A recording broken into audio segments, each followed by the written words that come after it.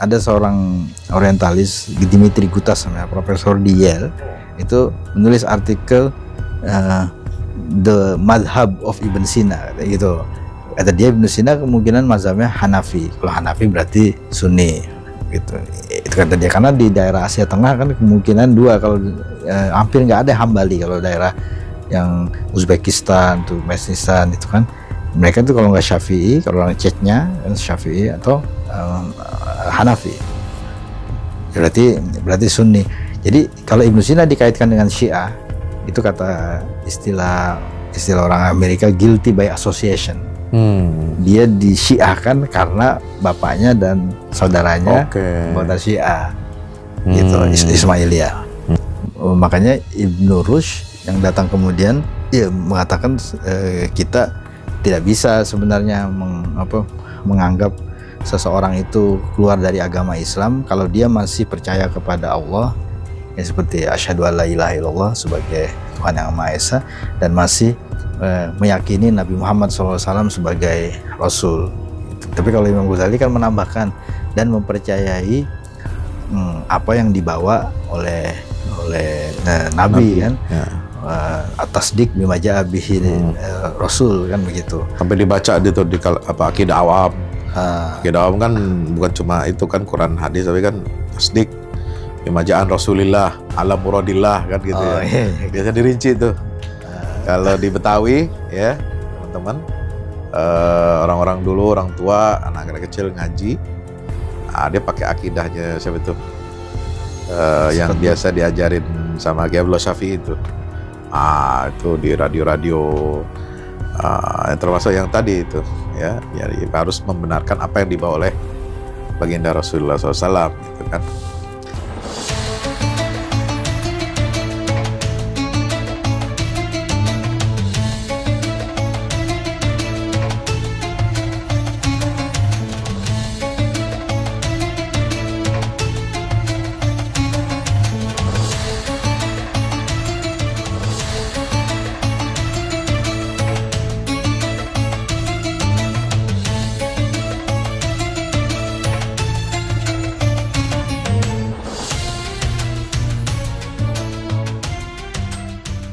Bismillahirrahmanirrahim. Assalamualaikum warahmatullahi wabarakatuh.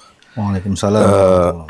Pemirsa, nge-share yang dirahmati Allah Subhanahu wa taala. Alhamdulillah kita bersyukur pada Allah, pada kesempatan hari yang berbahagia ini kita kedatangan seorang tamu spesial. Dan sebelumnya saya ingin menyampaikan terima kasih atas semua feedback ya, masukan, kritikan dan saran untuk perbaikan. Insya Allah akan kita terus-menerus lakukan perbaikan.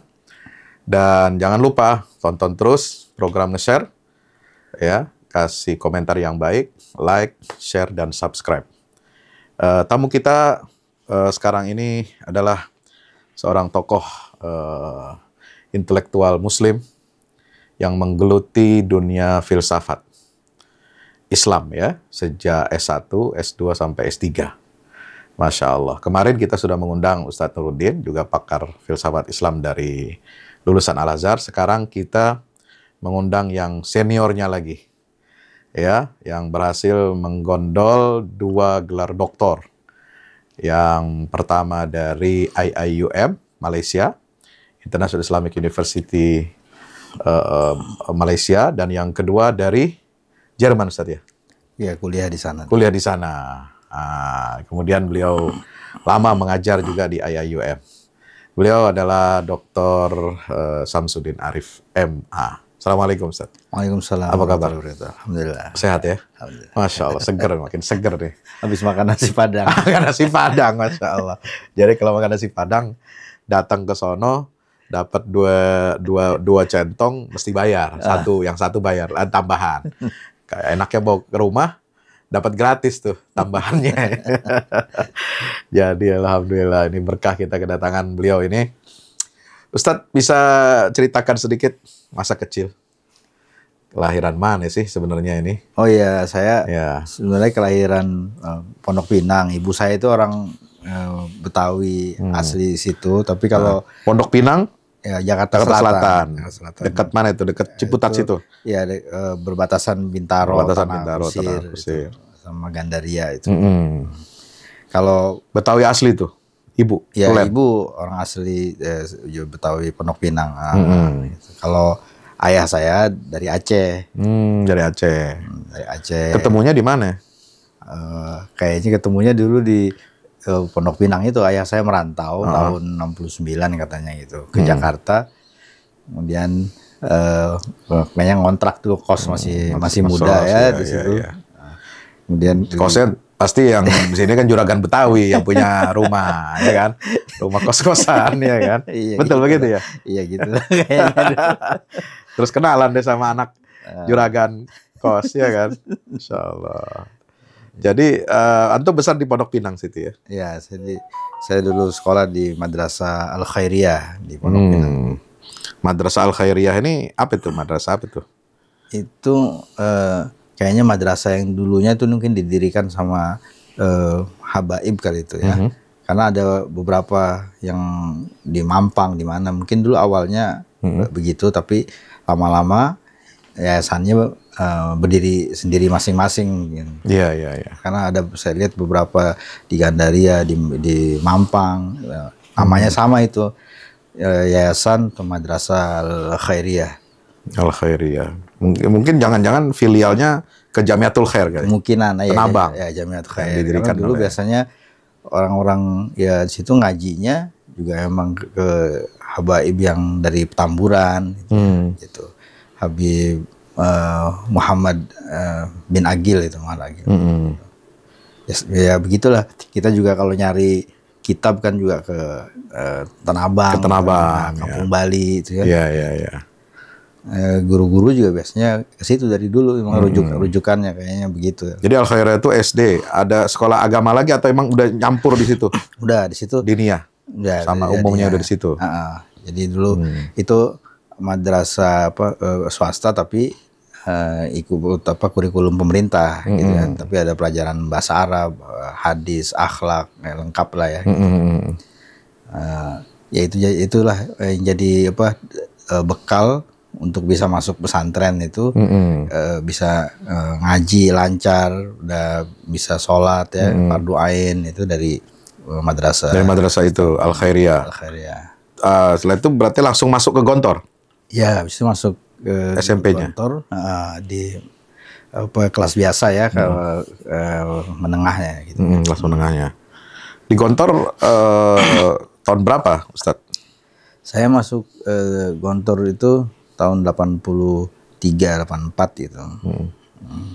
Kemudian ya di sana kan langsung Sanawiyah, Aliyah atau SMP, SMA itu program selama 6 tahun gitu. Jadi apa kesan-kesan ketika dulu belajar di Gontor? Ya di Gontor itu sebenarnya saya juga dulu mungkin tidak begitu tahu pesantren itu. Dulu saya kira di Gontor itu pakai kitab kuning gitu. Ternyata kan di Gontor itu sistem pendidikannya, pengajarannya itu sistem modern, kurikulumnya, terus buku-bukunya ya, itu menggunakan buku-buku yang ditulis oleh orang Mesir ya, seperti Nahwu Wade gitu kan. Jadi buku-buku modern, bukan pakai kitab-kitab klasik. Nah, itu awalnya saya ya ini juga lah mungkin semacam kayak tidak memenuhi harapan gitu kan. Nah, karena kalau orang-orang Betawi itu bilang nyantren itu ya baca kitab kuning gitu. Tapi alhamdulillah ternyata di Gontor itu kan yang ditekankan memang penguasaan bahasanya dulu gitu ya. Jadi anak-anak itu, santri-santri itu dibentuk supaya bisa menguasai percakapan dalam bahasa Arab, kemudian bisa mengarang dalam bahasa Arab, bisa menulis, kemudian nanti baru bisa baca kitab. Jadi itu belakangan rupanya itu kitab kuning itu udah tahun ke-5 ya, tahun ke-6 baru itu. Baru kitab yang kuning yang agak besar-besar gitu ya, belajar yang Arab gundul lah. Arab gundul. Nah, dari Gontor perjalanannya langsung kuliah atau mengabdi dulu? Ya, saya tamat dari Gontor tuh karena ada kewajiban mengabdi, jadi saya minta izin untuk ke Sulawesi. Kemudian tahun 89. Nah, itu saya ke pesantren namanya Majlisul Qurra wal Hufaz. Itu pesantren untuk menghafal Al-Qur'an. Ya rencananya cuma 1 tahun, tapi akhirnya hampir 2 tahun lah, 1,5 tahun saya di sana. Gitu. Nah, ya itu menghafal Quran aja itu. Jadi sambil kemudian ada tugas mengajar. Ya. Oh, jadi antum selain mengajar, mengabdi di sana, juga sekaligus ngapal Quran di situ. Yang utama ngapal Quran. Oh, yang utama ngapal Quran. Kemudian sesudah kira-kira 6 bulan kita diminta mengajar santri-santri yang kecil-kecil tuh, yang junior lah gitu ngajar bahasa Arab, ngajar bahasa Inggris gitu. Itu udah dihitung sebagai pengabdian. Lalu kemudian setelah itu? Nah, baru saya daftar ke Malaysia. Sebenarnya saya daftar juga dulu ke Iran, ke QUM. Terus kemana lagi? Ada ke Al-Azhar nggak? Nggak? Atau Madinah? Nggak? Madinah, saya daftar ke Madinah juga. Ya, tapi mungkin ya itulah ketentuan Allah. Saya diterimanya di Malaysia. Nah, akhirnya saya berangkat ke Malaysia. Kalau nggak pulang jadi ayatullah tuh. Kalau jurusan ke QUM. Tapi di filsafatnya juga katanya di Iran cukup bagus ya, berkembang ya filsafat. Ya, waktu itu dengan almarhum Kang Jalal itu yang mengurus pendaftarannya. Saya sebenarnya diterima, cuma berangkatnya itu bulan Agustus katanya kan. Oh, jadi sempat berinteraksi dengan Kang Jalal ya, pernah ya? Iya, saya ke rumah beliau itu 2 kali ke Kiara Condong gitu ya. Jadi sudah ada lah secara lisan gitu ya, nanti berangkat bulan Agustus gitu. Nah, tapi di bulan Mei itu saya dapat surat dari Malaysia. Surat offer letter namanya, letter of admission ya. Kalau sekarang mau disebut LOA lah kalau kalau di Indonesia. Nah, kemudian saya datang kedua kalinya tuh ketemu Pak Jalal. Beliau bilang ya terserah, kalau mau menunggu ke Iran nanti bulan Agustus, kalau mau ke Malaysia dulu ya silakan katanya. Saya bilang saya coba dulu lah di Malaysia, saya bilang gitu. Alhamdulillah keterusan lah itu. Karena saya kira saya waktu itu S1 ambil jurusan komunikasi untuk major, kemudian minornya Dirosat Islamiyah, Islamic Revealed Knowledge itu.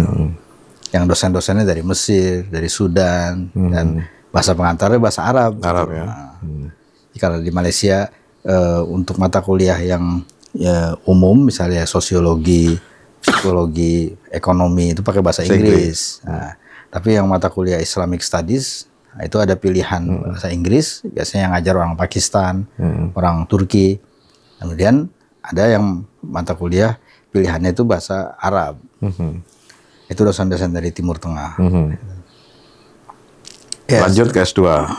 Nah, selesai S1 saya daftar ke ISTEC namanya itu ya, tempat Profesor Nakib Alatas. Masih ada ISTEC ya waktu itu ya? Ya, waktu itu belum lama berdiri tahun 92. Jadi waktu saya tamat S1 itu baru beroperasi, baru jalan 3 tahun ISTEC itu. Emang sedang mencari mahasiswa. Ya, gitu. Ambil ininya spesialisasinya masuk. Di ISTEC itu ada 3 jurusan: Islamic Thought, pemikiran Islam, Islamic Science, kemudian yang ketiga Islamic Civilization.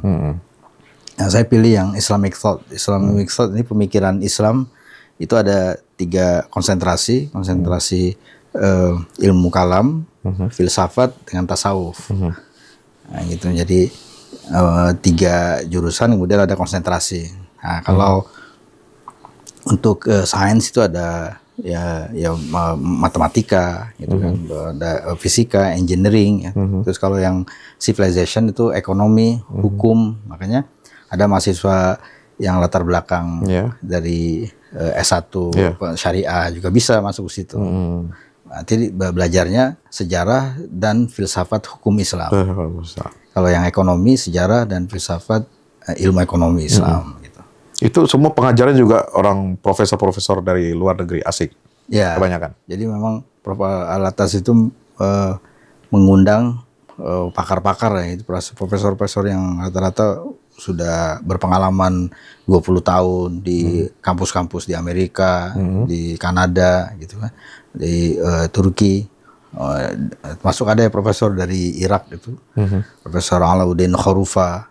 Jadi yang sudah malang melintang gitu, Profesor Malik Badri, untuk bergabung di ISTEK.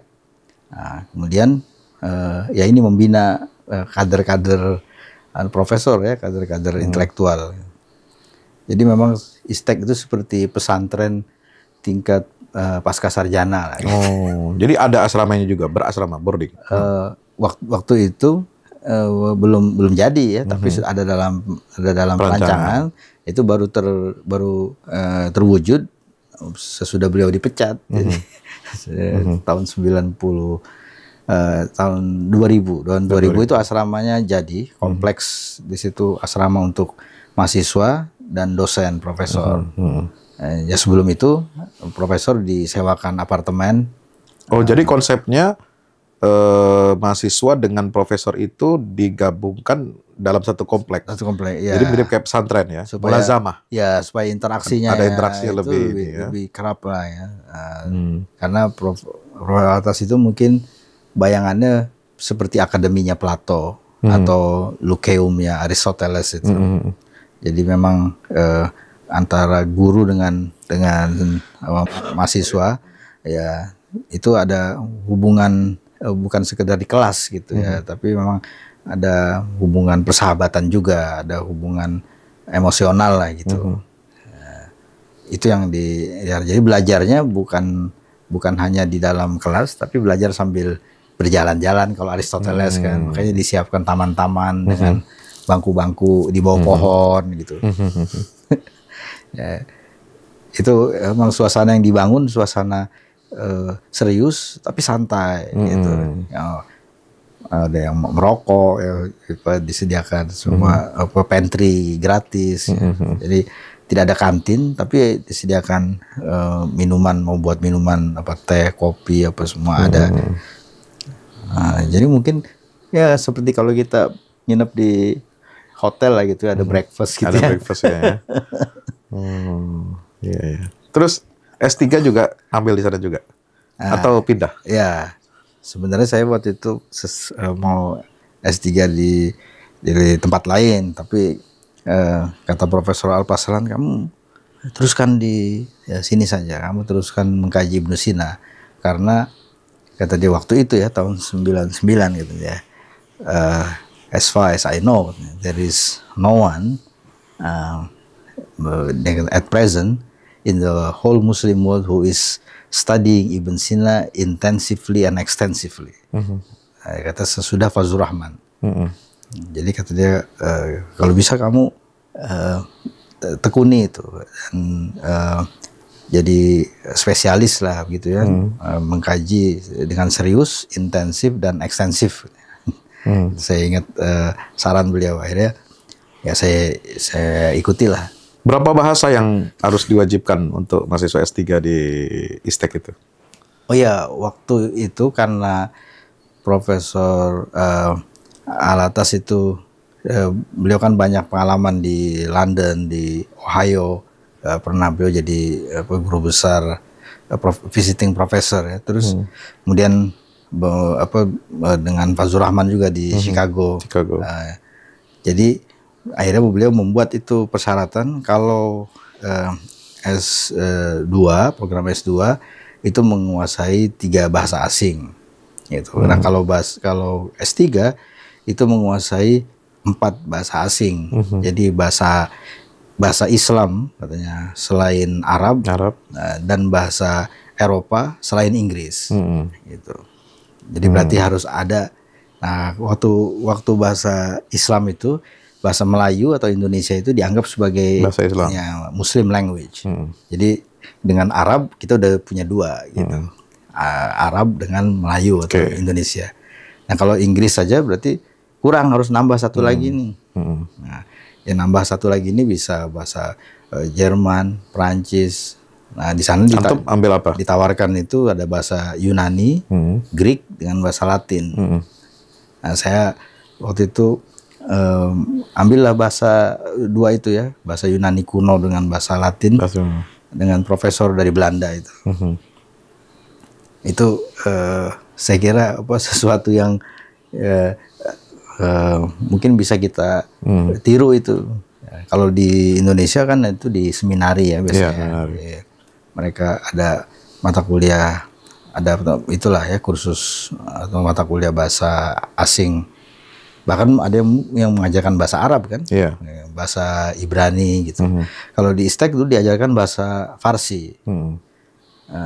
Kalau di dalam silabusnya ada juga Prof. Alatas rencana mengajarkan bahasa Turki atau Utsmani. Ya. Jadi Urdu, Farsi, Turki, itu terus dengan bahasa Arab. Bahasa Arab memang wajib. Bahasa Muslim itulah ya. Ya bahasa Muslim ini 4. Dari sekian lama di dunia ilmu ya. Kenapa memilih jurusan Islamic Thoughts dengan spesialisasi falsafah Ibnu Sina? Apa menariknya? Ya, itu sebenarnya mungkin tidak direncanakan juga ya. Jadi di ISTEK itu waktu saya mahasiswa itu ada Profesor Bilal Kushpinar. Itu yang memang spesialis Ibnu Sina. Jadi masing-masing profesor dia akan menawarkan mata kuliah yang dia kuasai, dan itu memang diberikan otonomi oleh Profesor Alatas. Jadi profesor itu tidak didikte oleh beliau, tapi diberikan keleluasaan untuk membangun atau menawarkan mata kuliahnya sendiri. Sesuai dengan tapi dia mengajukan, saya mau mengajarkan ini semester depan. Kemudian nanti dia memberikan course outline secara deskripsi singkat saja. Ini terus disetujui, gitu. Jadi makanya mata kuliahnya itu banyak yang mungkin tidak lazim atau tidak sama, tidak ada di tempat lain, di kampus-kampus lain.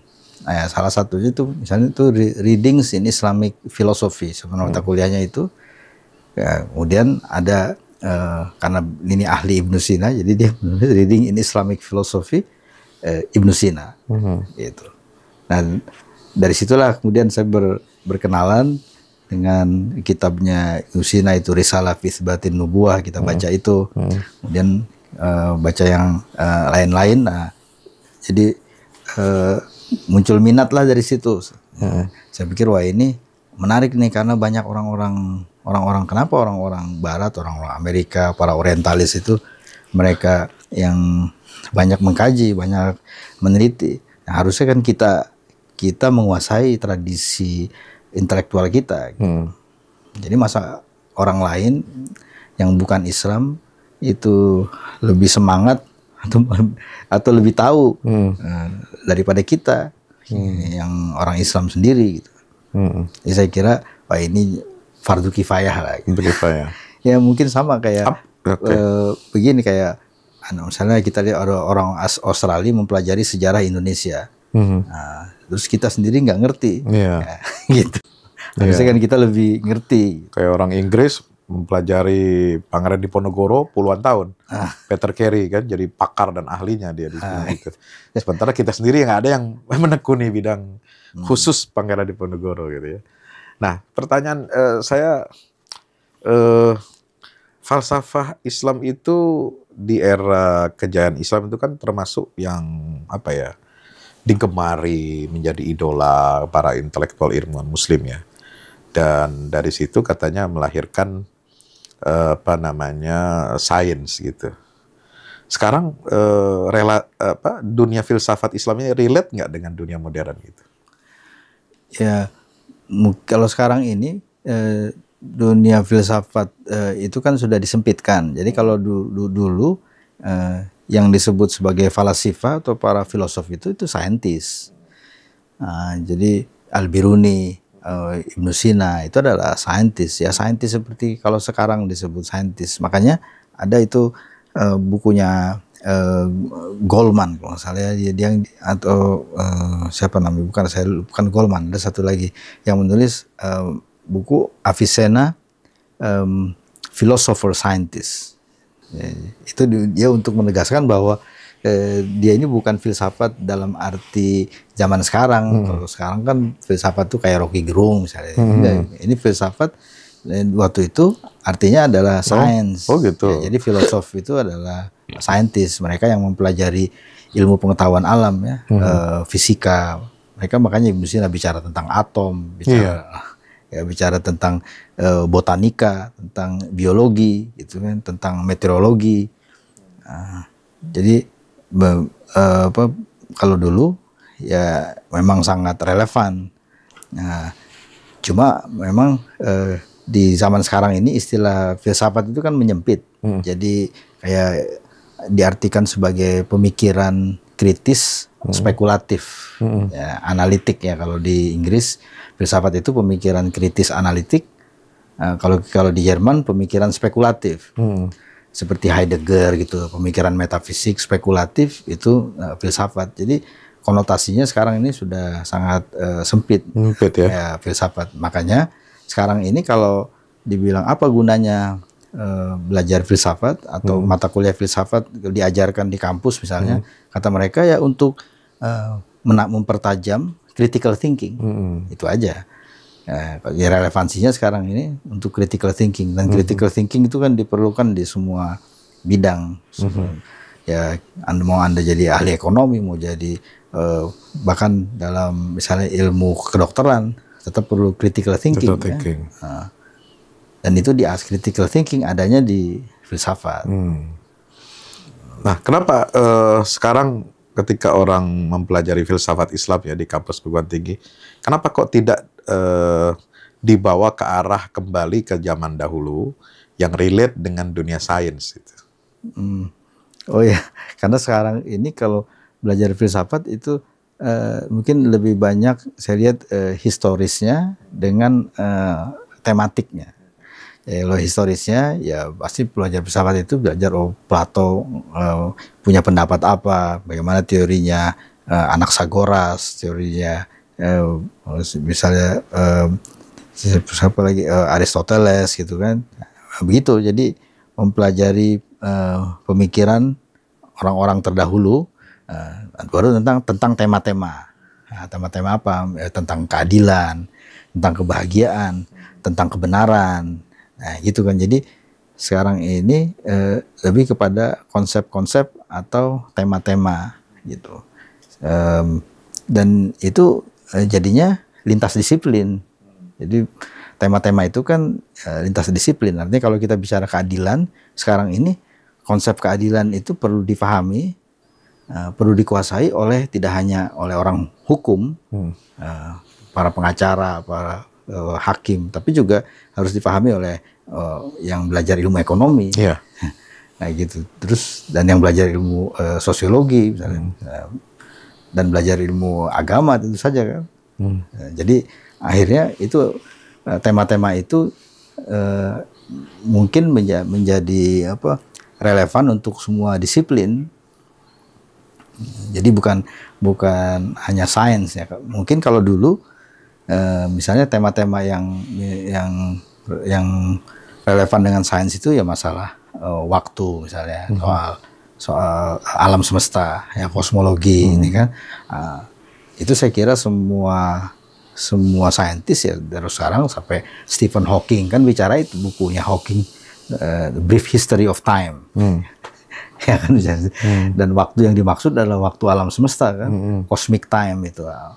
Sebenarnya waktu itu terpisah dari ruang, atau waktu itu imajinasi kita, atau waktu itu sebenarnya real gitu ya, memang wujud secara independen.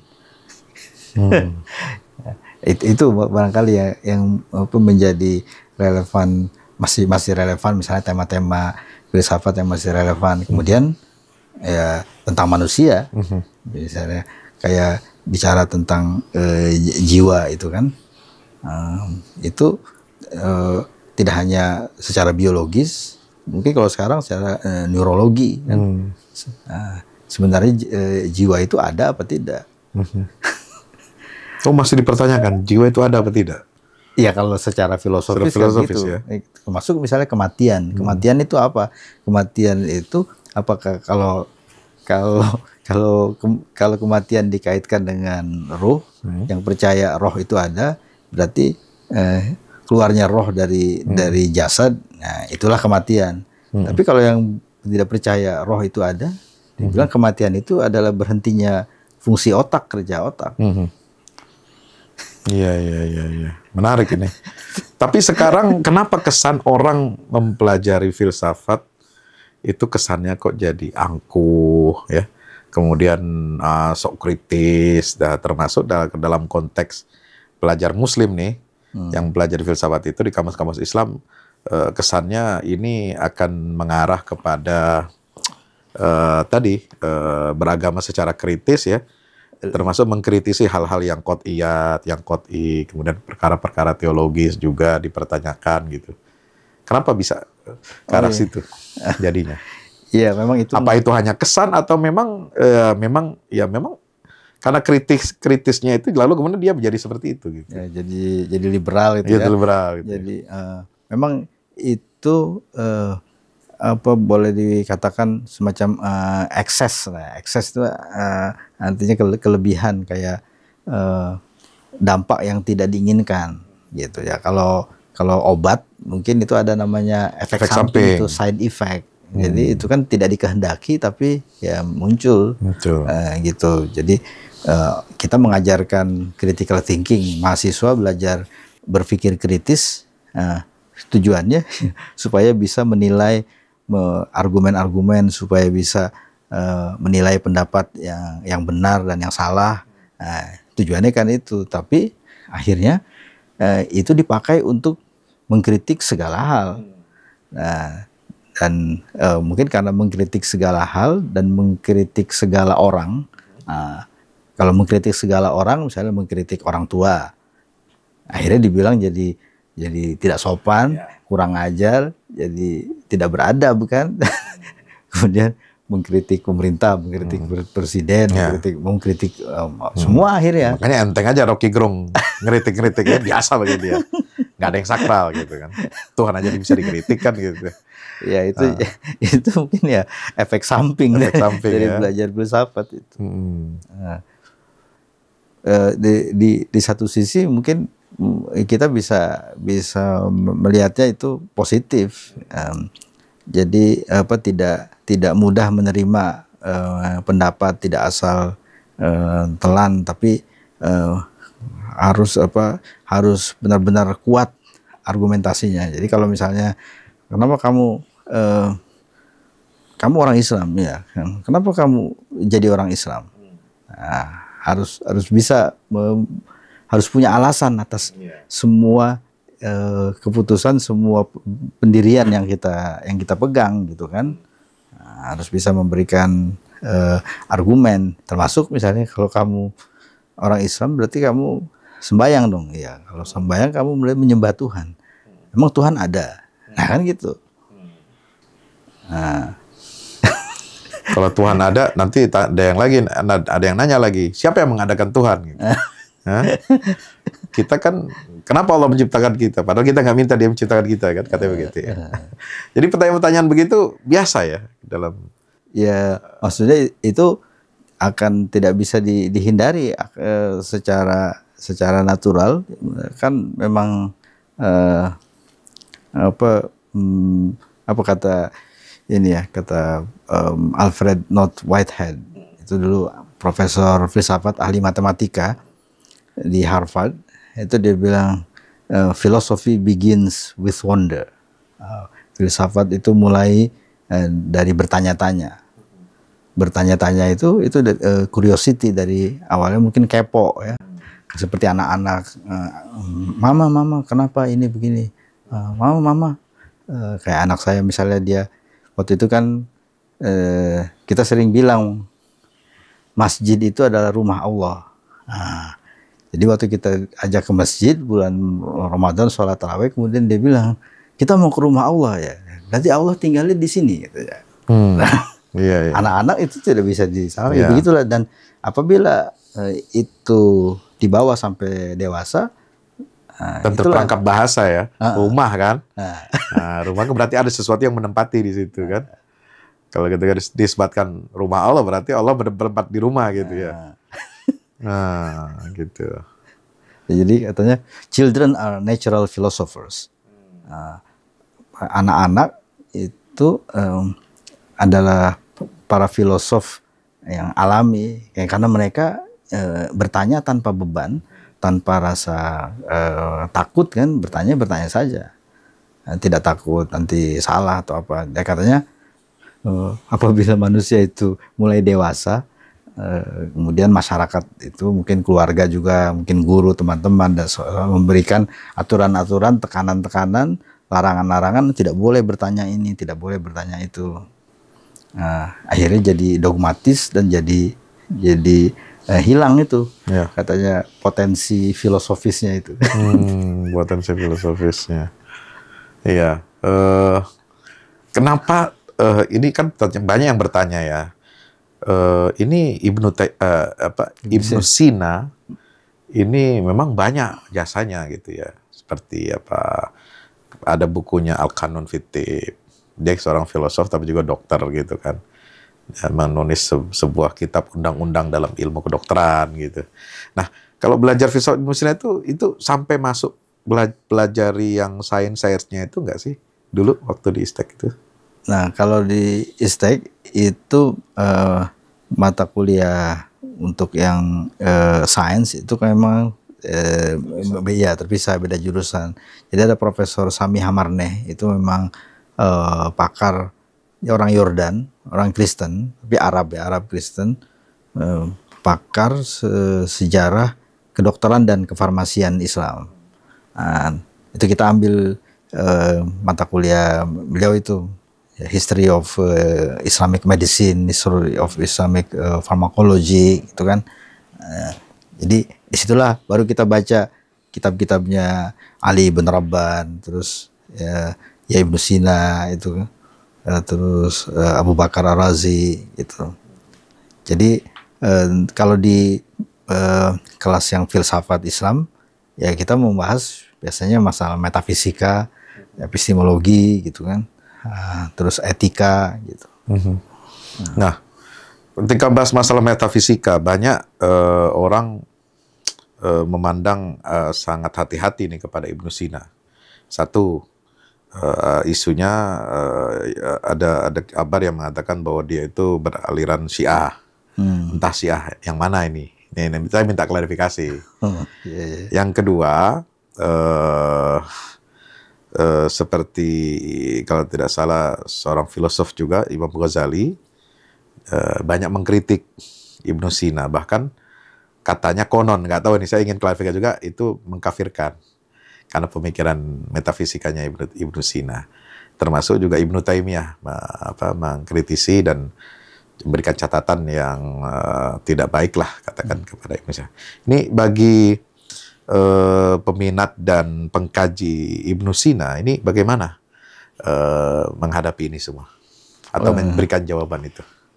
Ya kita pertama harus ingat bahwa Ibnu Sina itu bukan nabi, ya, dia bukan wali, jadi kita tidak perlu mengagung-agungkan atau mensucikan Ibnu Sina secara berlebihan lah gitu. Ya, jadi dia ya seorang Muslim yang biasa lah gitu, ya, secara keagamaan gitu ya. Ya dia sendiri tidak mengaku sebagai nabi, tidak pernah begitu. Itu satu, dan dia juga tidak mengaku atau dianggap sebagai ulama oleh orang lain, tidak.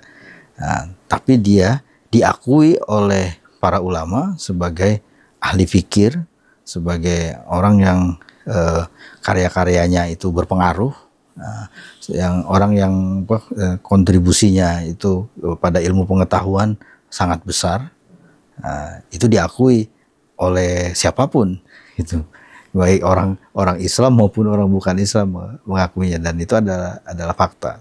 Saya kira itu poin yang pertama. Kemudian yang kedua, ini karena Ibnu Sina ini orang yang saya lihat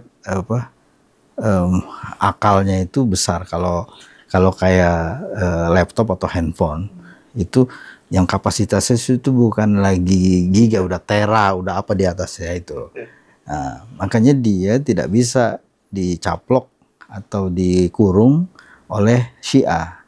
Nah, di dalam autobiografi, kan dia menceritakan sendiri itu asal usul keluarganya, ibunya katanya, ayahnya berasal dari Balkh. Balkh itu kayak perbatasan Afghanistan. Jangan-jangan Baluchistan itu? Ya kemungkinan itu Baluchistan. Kemungkinan ya, Balkh ya. Balkh, daerahnya itu panas.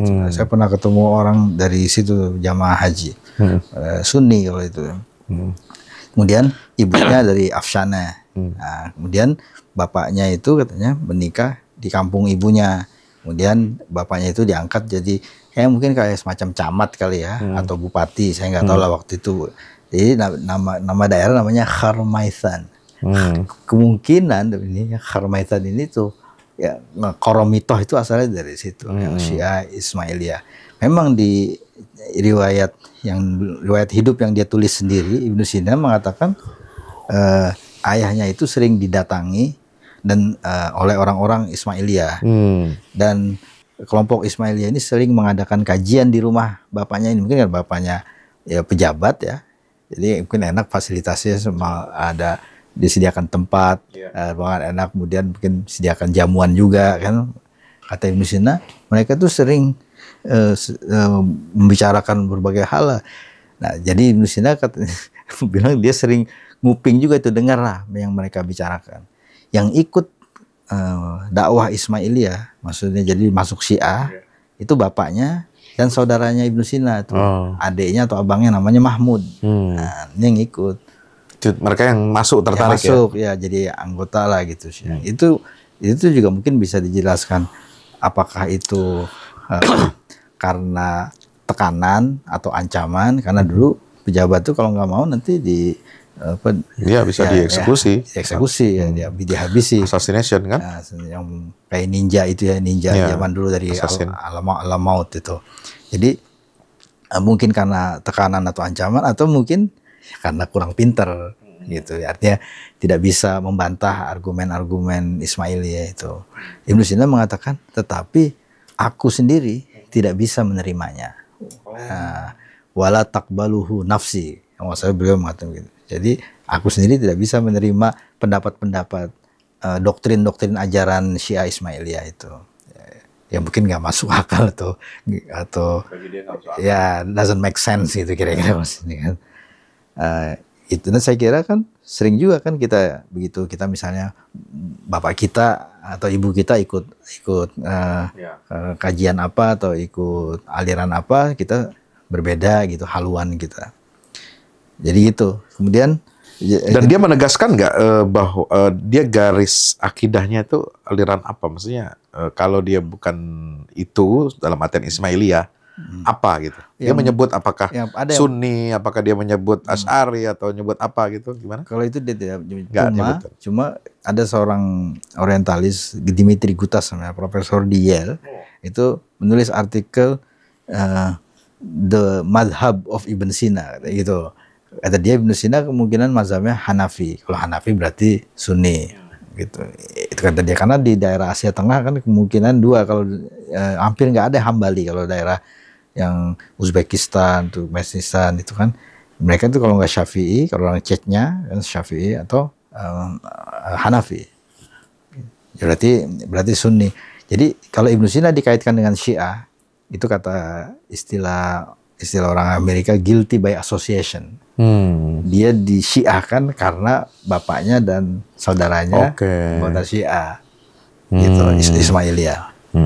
Terus kalau yang itu tentang Ghazali, ya, penilaian Ghazali, tuduhan Imam Al-Ghazali ya, dalam kitab Tahafutul Falasifah itu memang Ibnu Sina dan Al-Farabi disebut namanya itu. Katanya kalau berpendapat bahwa alam semesta ini tidak diciptakan, itu pendapat itu ya kufur. Cuma kan gini, kalau alam semesta tidak diciptakan, itu ada dua. Alam semesta ini tidak diciptakan berarti Tuhan tidak ada, atau alam semesta ini tidak diciptakan, Tuhan ada. Pertanyaan kalau tidak diciptakan Tuhan itu ada, bagaimana? Ya kata Ibnu Sina, alam semesta ini bukan ciptaan, tapi dia efek dari wujud Tuhan. Nah, gitu. Di situ mungkin perbedaan pendapatnya. Jadi makanya Ibnu Rushd yang datang kemudian ya mengatakan kita tidak bisa sebenarnya menganggap seseorang itu keluar dari agama Islam kalau dia masih percaya kepada Allah, ya seperti asyhadu alla ilaha illallah sebagai Tuhan yang Maha Esa, dan masih meyakini Nabi Muhammad SAW sebagai Rasul. Tapi kalau Imam Ghazali kan menambahkan dan mempercayai apa yang dibawa oleh Nabi kan, ya. Atasdik bima ja'a bihi Rasul kan begitu. Sampai dibaca gitu di akidah awam. Akidah awam kan bukan cuma itu kan Quran hadis, tapi kan tasdik bima ja'an Rasulillah ala muradillah kan gitu ya. Iya. Biasa dirinci tuh. Kalau di Betawi ya teman-teman, orang-orang dulu, orang tua, anak-anak kecil ngaji, dia pakai akidahnya siapa itu? Yang biasa diajarin sama Kiai Abdullah Syafi'i itu. Itu di radio-radio, termasuk yang tadi itu ya. Jadi harus membenarkan apa yang dibawa oleh baginda Rasulullah SAW itu kan. Terus jadinya itu masalah ini selesai nggak dari kalangan para pengkaji filsafat, ilmu kalam gitu? Ya. Masalah tuduhan-tuduhan itu. Ada nggak yang Bapak berupaya untuk melakukan islah atau rekonsiliasi gitu? Ya mungkin kalau rekonsiliasi itu di tingkat tasawuf falsafi ya. Jadi mulainya mungkin di Abdurrahman Jami itu rekonsiliasi, dan katanya para ulama Nusantara itu memilih itu, jadi rekonsiliasi itu. Jadi menggabungkan teori atau mungkin worldview lah, boleh kita katakan worldview para mutakallimun, kemudian para filosof, falasifah, dan para ahli tasawuf atau sufi, menggabungkan itu. Jadi melihat ya alam semesta ini sebagai tajalli gitu, alam semesta ini sebagai a'rad gitu, sebagai kalau a'rad dibilang la tabqa zamanain kan gitu. Jadi itu kan gabungan antara teori atomisme itu kan dari falasifah, dari mutakallimun kan gitu. Jadi gabungan. Terus bahwa alam semesta ini bergantung kepada wujud Allah. Artinya kalau dibilang bergantung itu berarti itu kayak begini, kalau kita ada anak kecil, dibilang nih anak bergantung sama ibunya. Yeah. Itu kan berarti ini anak tidak mungkin ada kalau tidak ada ibunya. Berarti kalau ibunya ada maka anak itu ada, sebab kalau ibunya udah nggak ada, kalau dibilang bergantung, ibunya nggak ada, ya anak ini nggak lama kemudian akan dia nggak bisa survive gitu. Jadi gampangnya kira-kira alam ini bergantung kepada Tuhan, itu berarti kepada Allah. Itu berarti adanya alam ini selama Allah ada. Nah disitulah mungkin rekonsiliasinya. Jadi kalau ada orang bertanya sejak kapan alam ini ada, itu kalau Anda bisa menjawab sejak kapan Tuhan itu ada, berarti Anda bisa menjawab sejak kapan alam ini ada. Kalau Anda tidak bisa menjawabnya, ya alam ini ada sejak Tuhan ada. Nah itu. Gitu mungkin. Apa kemudian itu diterjemahkan, oh kalau gitu alam qadim dong? Nah, Ibnu Sina bilang, jadi itu dilema palsu. Ya, alam hadis atau qadim itu dilema palsu. Karena kalau dilema beneran itu hanya bisa salah satu, tidak mungkin hadis dan qadim. Nah, kalau hadis berarti nggak qadim. Jadi kalau alam ini baru berarti alam ini tidak kekal, kalau kekal berarti tidak baru. Tetapi kalau dilema palsu itu bisa dua-duanya benar, bisa dua-duanya salah. Ibnu Sina bilang ini dua-duanya benar. Alam ini hadis fi dzatihi, tapi qadim bi ghairihi. Berarti alam hadis wa qadim. Alam ini baru dan kekal. Baru ditinjau, dilihat pada dirinya, dilihat pada hakikatnya, gitu. Tapi dia menjadi kekal karena kalau ditinjau dikaitkan dengan Allah, gitu. Cuma Ibnu Sina kan bilang alam semesta ini bukan ciptaan, berarti Allah tidak menciptakan, tapi alam semesta ini adalah efek dari wujudnya, begitu. Iya.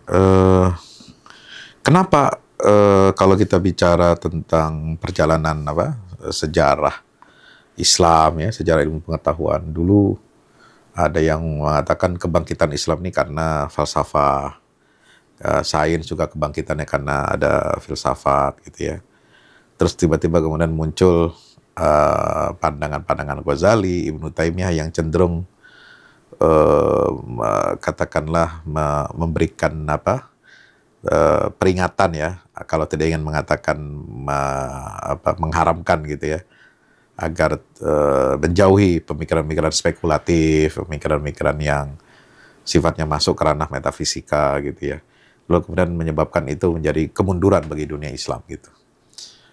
Kalau Ustadz mandangnya itu seperti apa? Benar nggak tuh klaim seperti ini ya, bahwa mundurnya dunia Islam ini ya, kemudian hilangnya tradisi penelitian, observasi sains itu karena ya itu, karena faktor ada tokoh-tokoh yang karena arus konservatif fikih nih.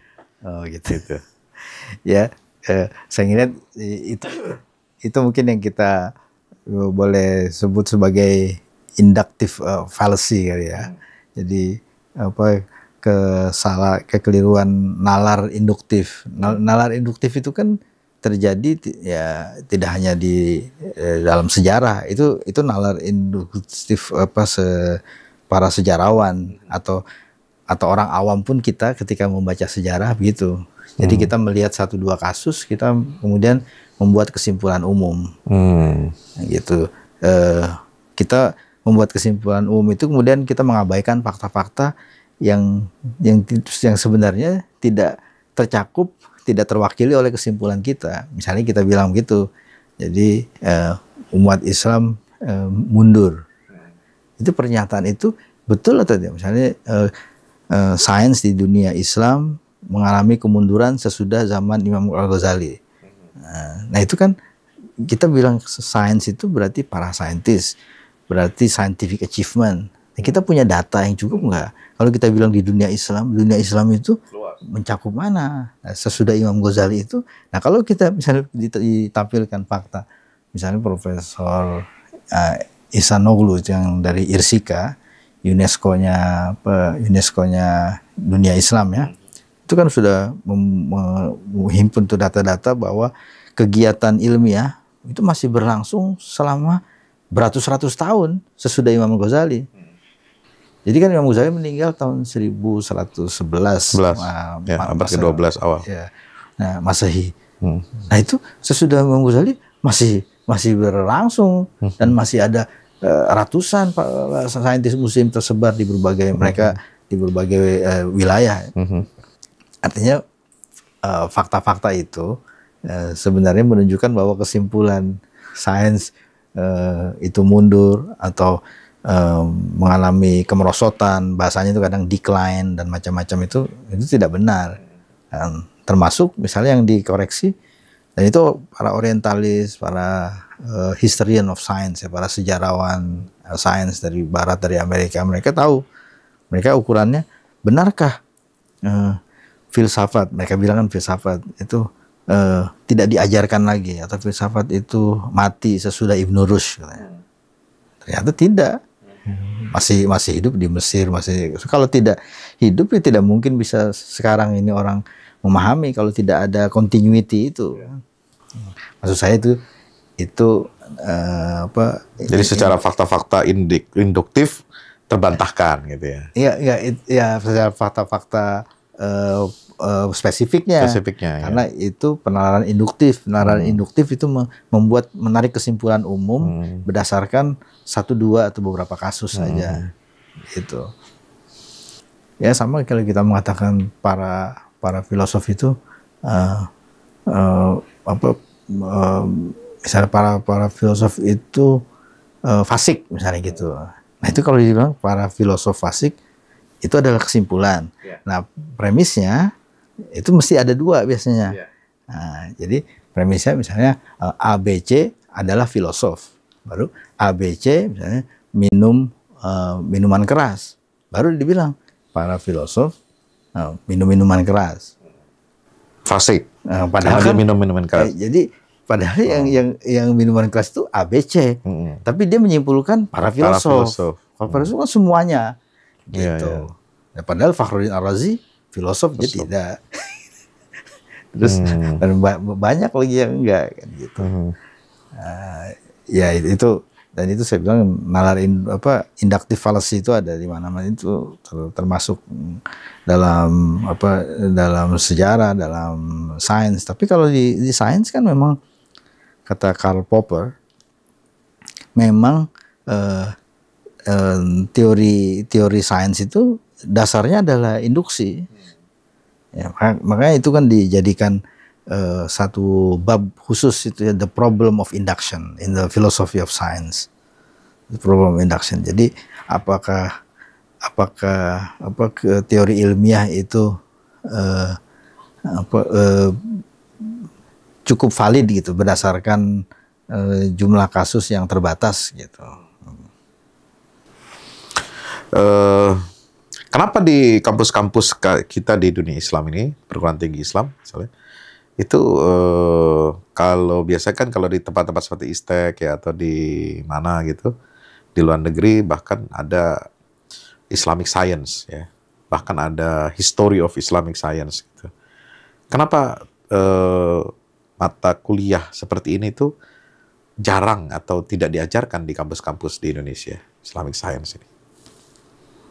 Padahal tidak ada sains barat tanpa ada pijakan sebelumnya, yaitu dari umat Islam kan, seperti itu. Kenapa ini kok sepertinya dianggap sepi-sepi aja gitu? Yang banyak dipelajari itu ya filsafatnya, ilmu kalamnya, mantiknya, atau ya tafsirnya, hadisnya dan sebagainya gitu, ilmu keislaman itu. Tapi Islamic Science itu seolah-olah kok terpisah ini. Padahal kan dalam itu kan ada tabi'iyat ya. Ada ilahiyat, tabi'iyat, ada insaniyat gitu. Nah tabi'iyatnya ini kok nggak ada gitu. Apa yang menyebabkan ini? Ya mungkin ini PR yang masih memang harus dikerjakan lah ya. Karena salah satunya mungkin karena mentalitas ya kita itu di Indonesia kan kita mengalami dualisme sistem pendidikan sudah lama itu. Jadi pendidikan agama yaitu madrasah dan pesantren, kemudian pendidikan umum yang dulu dari sekolah rakyat jadi sekolah negeri ya gitu kan, pendidikan umum. Nah, dualisme ini kan berlanjut sampai sekarang, sudah sejak zaman sebelum kemerdekaan. Dualisme sistem pendidikan itu menghasilkan akhirnya umat Islam yang terbelah 2 juga. Bukan hanya di Indonesia sebenarnya, di Pakistan, di India, di Malaysia terbelah 2 begitu. Jadi sama-sama orang Islam, kita hanya ketemu di masjid, tetapi dalam pikiran secara intelektual kita tidak ketemu, kita sebenarnya berseberangan. Jadi yang satu berpikir seperti orang-orang Barat, seperti orang-orang Eropa, yang satu lagi ya berpikir seperti orang-orang di Timur Tengah lah gitu kan. Itu dualisme itu awalnya. Jadi kita melihat bahwa agama itu hanya peribadatan, agama itu hanya akidah, bukan ilmu pengetahuan gitu. Itu satu, karena jadi kita ini pertanyakan kenapa, jadi karena korban dualisme sistem pendidikan. Itu mungkin yang diusahakan oleh para tokoh-tokoh pergerakan Islam membuat mendirikan kampus-kampus UII, Unisba dan sebagainya itu kan.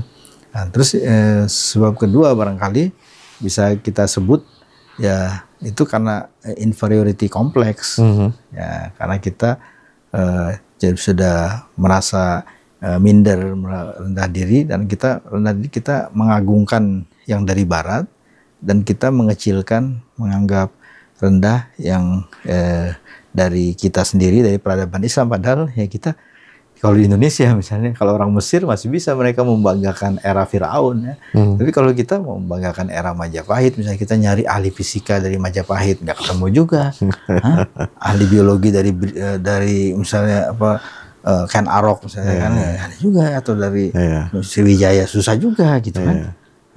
Jadi mau ke Al-Biruni kejauhan gitu, nggak kenal juga. Jadi akhirnya nggak ada. Akhirnya kalau menyebut para saintis Ibnul Haytham dan sebagainya dibilang nostalgia. Itu sebenarnya bagian dari inferiority complex itu.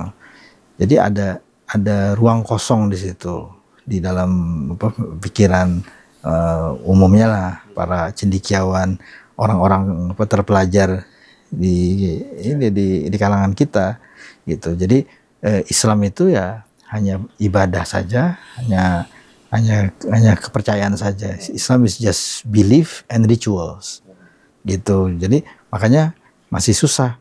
Tapi saya lihat perubahannya sudah signifikan juga. Sudah ada undang-undang zakat, wakaf, sudah ada KNEKS ya, Komite Nasional Ekonomi dan Keuangan Syariah. Itu sudah langkah maju ya. Mungkin nanti ke depan adalah itu kesadaran yang merambah ke sektor-sektor lain.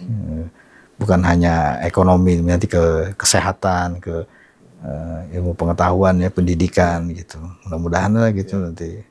Dr. Samsudin Arif juga aktif memimpin INSIS ya.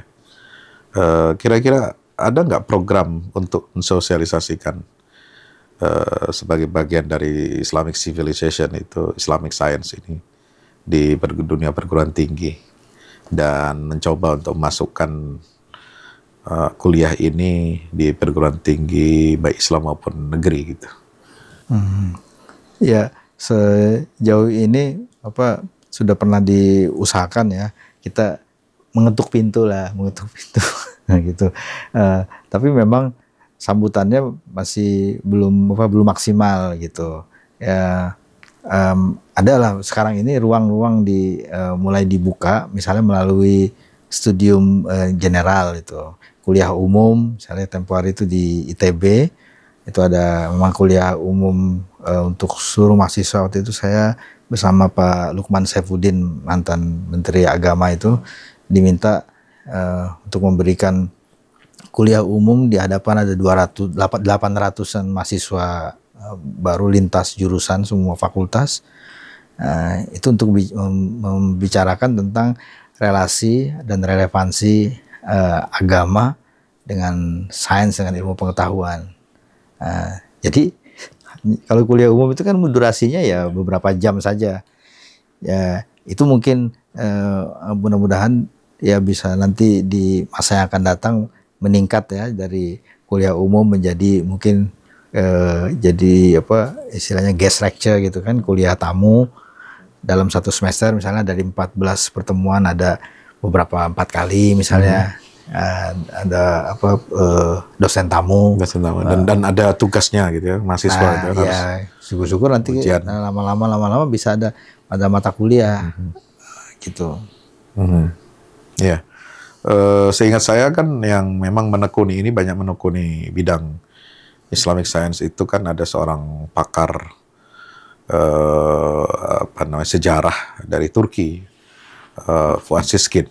Oh iya. Pernah mendengarkan ya? Beliau juga kan lama tinggal di Frankfurt, di Jerman, dan mendirikan Institut Sejarah Sains Islam di dunia Islam. Beliau wafat 2018 dan dimakamkan di Taman Gulhane Park di Istanbul. Taman yang didirikan oleh Sultan Muhammad Fatih dan Dari situlah kemudian dibangun monumen mengenang Fuad Siskin ini, Museum Sejarah Sains Islam. Saya kemarin baru dari sana, luar biasa, sangat lengkap, padat, dan kayaknya itu miniatur dari isi daripada buku beliau yang berjilid-jilid itu. Tarikh Turath Al-Arabi, apa bahasa Jermannya itu? Saya lupa. Tarikhul Kitab Al-Arabi itu Geschichte des Arabischen Schriftums. Ya, this is Arabische Schrifttum itu luar biasa. Jadi itu bisa dinikmati oleh publik, bisa juga menjadi penelitian para mahasiswa dan dosen juga gitu. Nah, kan kita sudah punya bahan bakunya nih. Karya-karya Fuad Siskin ini kan sudah lengkap ya. Membahas itu semua bidang ilmu dalam sejarah Islam itu, dia sudah paparkan ini kitabnya, ini penulisnya, kayak semacam ensiklopedi Mu'jamul Mu'allifinnya lah, kira-kira begitu. Nah ini harapannya gimana, Dr. Samsudin, ini hal itu bisa terwujud seperti Indonesia ini? Iya, mungkin langkah yang pertama itu harus seperti juga di beberapa negara, dan kita mungkin dulu ya pernah juga itu, jadi dari pemerintah, apakah lewat Kementerian Pendidikan atau lewat Litbang Kementerian Agama, itu mengalokasikan memang dana dan juga menugaskan mungkin tim ya untuk menerjemahkan itu ke dalam bahasa Indonesia gitu. Sampai sekarang belum ya?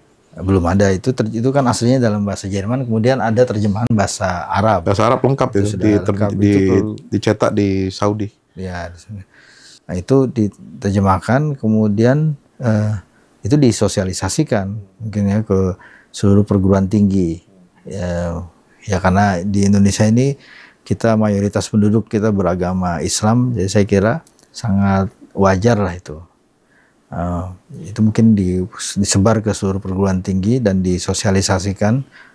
Bagus juga dengan ada pamerannya, karena Fuad Siskin itu beliau membuat juga miniatur. Dan sebenarnya di Indonesia sudah ada, saya lihat beberapa dosen yang mulai aktif, dosen UIN Sunan Gunung Jati Bandung, siapa namanya saya lupa, Made Sanjaya atau apa namanya itu ya.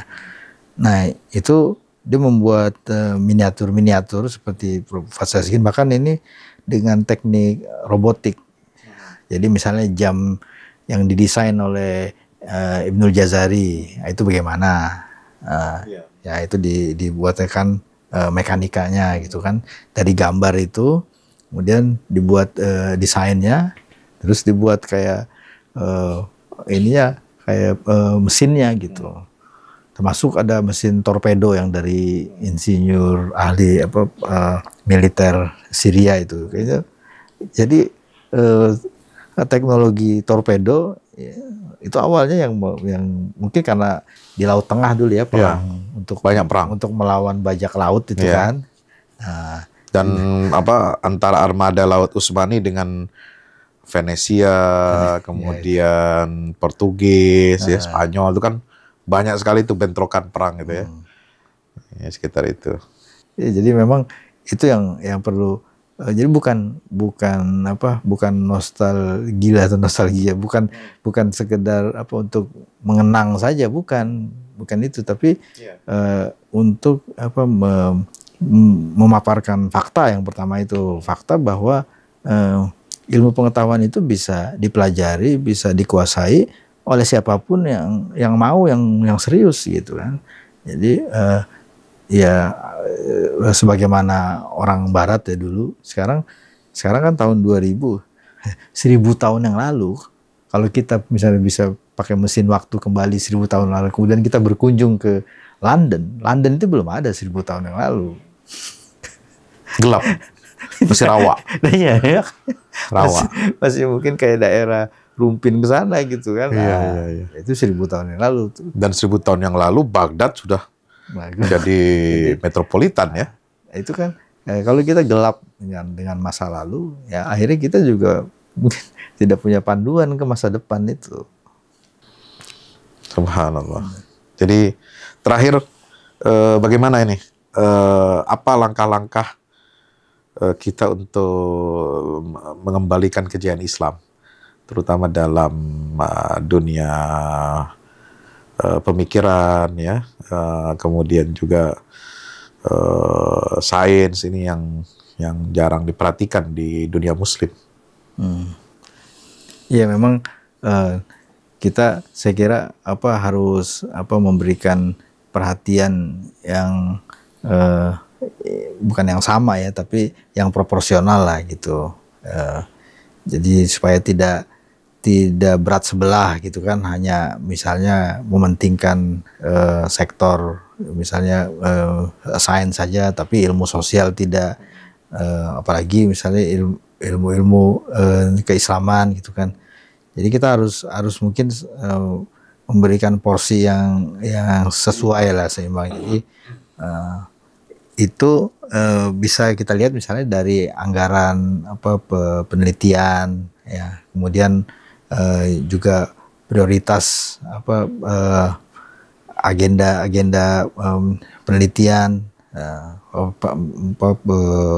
pendanaannya, nah itu saya kira kita harus ya di samping memberikan perhatian dan dukungan kepada pengembangan sains di negara kita ini, tapi kita juga harus memberikan perhatian dan dukungan ke bidang-bidang yang lain juga. Saya lihat kan, mungkin Anda juga bisa ya sekarang sih mudah ya mengakses informasi itu. Kayak di Jerman itu pemerintah tidak hanya memberikan dukungan kepada para saintis di bidang fisika, biologi, kimia, teknologi gitu ya, tetapi juga memberikan dukungan kepada studi atau penelitian, misalnya manuskrip. Nah, ini beberapa tahun yang lalu itu Profesor Sabine Schmidtke, dia itu orientalis, waktu itu dia masih di Berlin ya. Sabine Schmidtke sekarang udah pindah di Princeton di Amerika. Waktu itu dia dapat dana penelitian dari Uni Eropa 2 juta euro. 2 juta euro terus sekitar berapa tuh kalau di rupiah, untuk meneliti manuskrip Mu'tazilah yang ada di Saint Petersburg, Rusia. Jadi ini orang Jerman, manuskripnya ada di Rusia, kemudian manuskripnya itu bahasa Arab, terus kitab-kitab Mu'tazilah. Ya, jadi kalau kita lihat mereka ini bukan orang Islam. Sabine Schmidtke sendiri orang Yahudi. Kemudian yang baru-baru ini ada proyek didanai oleh pemerintah Jerman, namanya Ptolemeus Arabus. Itu jadi dia membuat edisi digital semua kitab-kitab dalam bahasa Arab yang terjemahan dari bukunya Ptolemeus ya. Ptolemy itu yang kita ketahui ahli astronomi Yunani kuno. Jadi kata mereka, ini adalah bagian dari sejarah ilmu pengetahuan yang penting, karena tidak mungkin kita ini orang Eropa bisa mengetahui Ptolemy kalau tidak melalui orang Islam. Nah, jadi itu semua kitab sebagian besar sudah bisa diaksesnya di digital. Itu mereka yang proyek penelitian itu. Jadi semua manuskrip yang ada di berbagai belahan dunia, nah itu diteliti, kemudian ditahkik kayak gitu ya. Maksud saya itulah contoh harus ada dukungan yang proporsional gitu. Berarti harus ada political will dong. Iya, itu dia. Bagian dari kebijakan politik kan, anggaran kan. Anggaran, iya. Berarti orang yang ada memegang kekuasaan politik itu dia harus mengerti, dia harus orang yang punya kesadaran tentang peradaban Islam. Ya, kalau di Malaysia ada Dato' Anwar Ibrahim kan begitu. Jadi gampang tuh. Jadi connect kalau kita pengen apakan itu jadi nyambung gitu. Nah, itu juga mudah-mudahan yang terjadi di tanah air kita harapkan ya. Yang dulu istilahnya patronase. Dan semua sejarah itu kan peradaban Islam dulu kejayaan juga ada patronnya juga. Sultan-sultan, khalifah, raja-raja, mereka yang menjadi patron membangun proyek-proyek keilmuan kan, yang luar biasa, mercusuar dan bermanfaat bagi masyarakat Muslim banyak gitu ya. Masya Allah, mudah-mudahan itu bisa terwujud. Terakhir, saya ingin komentar satu frase kata atau kalimat tentang guru-gurunya Dr. Samsudin Arif. Saya pilih 3 orang. Mungkin ketika saya menyebutkan nama, antum minta komentarnya 1 kalimat. Yang pertama, Imam Zarkashi. Orang yang ikhlas, yang apabila berdoa itu seolah-olah Allah berada di hadapannya. Masya Allah. Oke. Yang kedua, Profesor Naqib Alatas. Orang yang ikhlas dan fearless, tidak ada takutnya. Tidak ada takutnya. Ya, kepada manusia. Kepada manusia ya. Subhanallah. Berarti udah sampai makom ihsan ya. La khaufun alaihim wa lahum yahzanun. Yang ketiga, komentar tentang guru beliau, Prof. Alparslan. Prof. Alparslan orang yang sangat tulus dan sangat baik ya, baik dalam arti dermawan ya, dermawan dengan ilmunya, dermawan dengan waktunya, dan dermawan dengan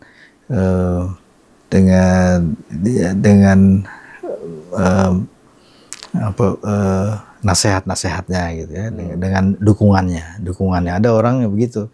Jadi tulus dan dermawan. Ya, tulus dan dermawan. Jadi beliau ini dermawan dengan ilmunya, dermawan dengan waktunya, dan dermawan dengan bantuannya. Kita minta dukungan, bantuan apapun diberikan. Masya Allah. Luar biasa. Itulah kesan. Contoh guru yang contoh guru. Nah, ini kita belajar tentang adabul murid ya. Adabul ilmi wa ta'allum. Adabul muallim wal muta'allim. Terima kasih Dr. Samsudin Arif atas kebersamaannya. 1 jam lebih dekat kita mengenal sosok intelektual muslim, ya, pakar filsafat Ibnu Sina. Kita jumpa lagi dalam nge-share yang akan datang, dan mudah-mudahan tontonan yang edukatif ini membawa kebaikan dan kemaslahatan buat teman-teman semuanya. Assalamualaikum warahmatullahi wabarakatuh.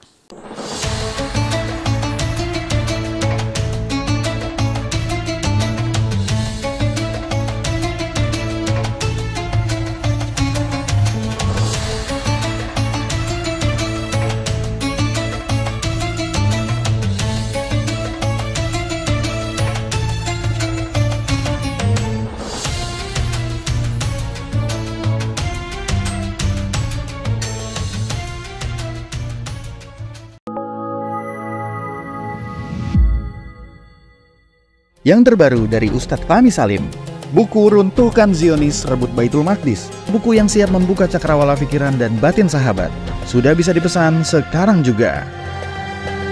Hasil yang dicapai para mujahidin dalam pertempuran Badai Al-Aqsa 7 Oktober 2023 memiliki arti penting ataupun nilai strategis, bukan hanya dalam pembuktian bahwa kekuatan Israel bisa dikalahkan bahkan oleh pihak yang memiliki persenjataan jauh di bawahnya, melainkan juga dalam menyadarkan dunia Islam, terutama para pemimpinnya yang memilih menjadi penonton ketimbang membantu sesama saudaranya.